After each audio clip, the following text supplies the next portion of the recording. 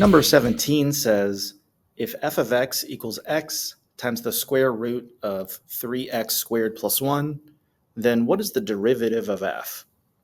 To answer this question, you need to know the product rule, the chain rule, and also that the square root of something is equal to that something to the 1/2 power.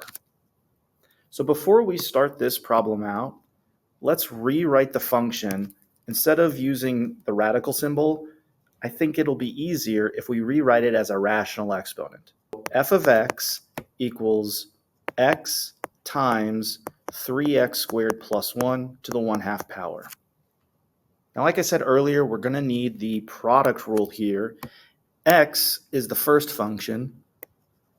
3x squared plus 1 to the 1/2 power is the second function.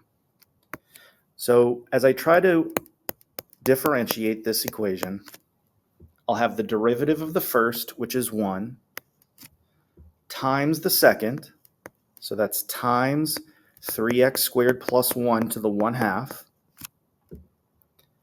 plus the first function, x, times the derivative of the second. This is where the chain rule comes into play. We'll use the power rule and bring down that exponent as 1/2 times 3x squared plus 1 to the power of negative 1/2. But then with the chain rule, we need to multiply this by the derivative of the expression inside the parentheses there. So the derivative of 3x squared plus 1 is just 6x.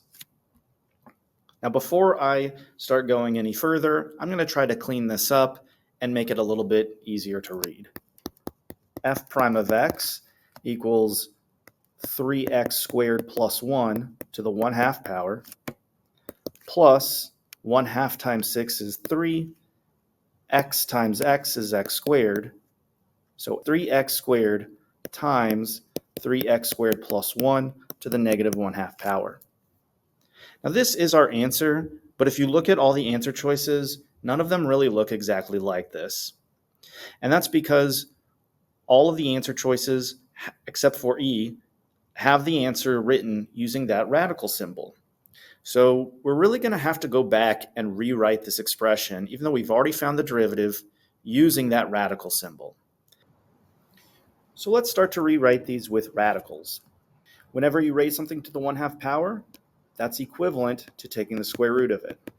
Over here we've got 3x squared times 1 over the square root of 3x squared plus 1.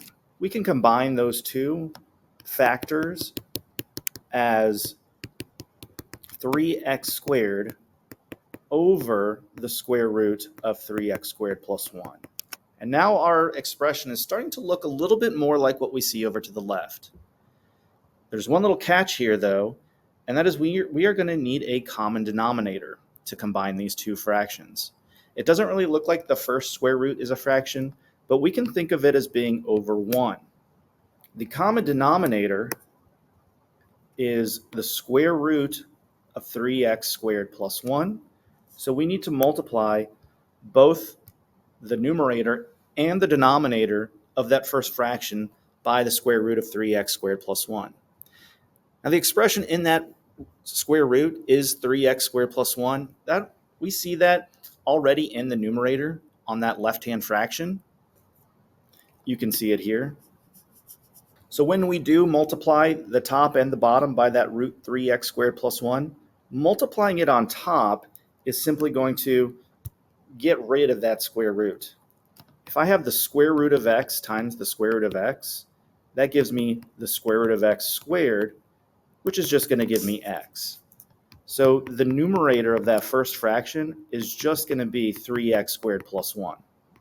We'll have that denominator root 3x squared plus 1. The second fraction will be still 3x squared divided by the square root of 3x squared plus 1. We have our common denominators, so we can combine them now. 3x squared plus 1 plus 3x squared. We've got two like terms there, the two 3x squareds.